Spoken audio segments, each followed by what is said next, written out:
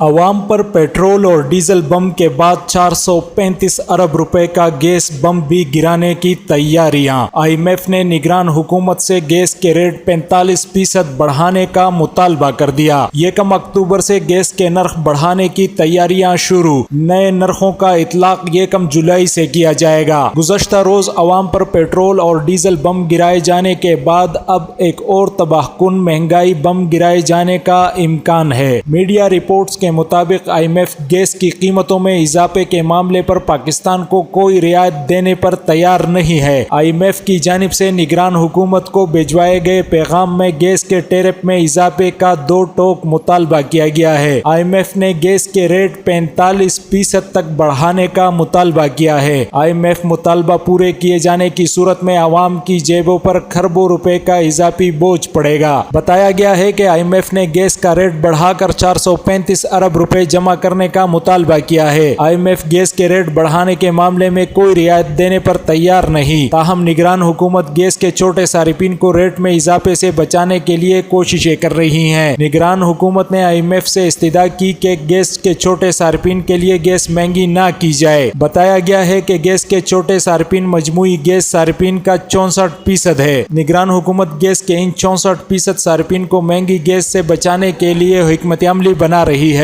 جبکہ یکم اکتوبر سے گیس کے ریٹ 45% تک بڑھانے کی تیاریاں بھی کی جا رہی ہے، تاہم گیس کے نئے ٹیرف کا اطلاق یکم جولائی سے ہوگا۔ ملک بھر کے گیس صارفین اکتوبر تا دسمبر کے بلوں میں جولائی تا ستمبر کے واجبات کلیئر کریں گے۔ ذرائع کے مطابق گیس کے ریٹ میں اضافے کا اطلاق بڑے گھریلو صارفین پر بھی ہوگا، جبکہ کمرشل صارفین، تندور اور ہوٹلوں، سی این جی، کھاد کے کارخانوں اور اسٹیل انڈسٹری کے لیے بھی گیس مہنگی ہونے کا امکان ہے۔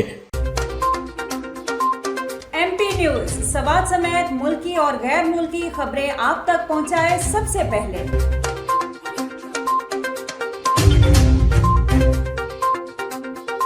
دن بھر کی تازہ ترین خبریں ہوں یا عوامی مسائل ہوں، ایم پی نیوز کی سکرین پر سب سے پہلے۔ سیاسی میدان ہو یا ہو کھیل کا میدان، ہم پہنچائیں گے سب سے پہلے خبر ایم پی نیوز پر۔ اب آپ کی آواز بنے گا ایم پی نیوز سب سے پہلے، تو ابھی فیس بک پر اور یوٹیوب پر سبسکرائب کیجیے ایم پی نیوز کو۔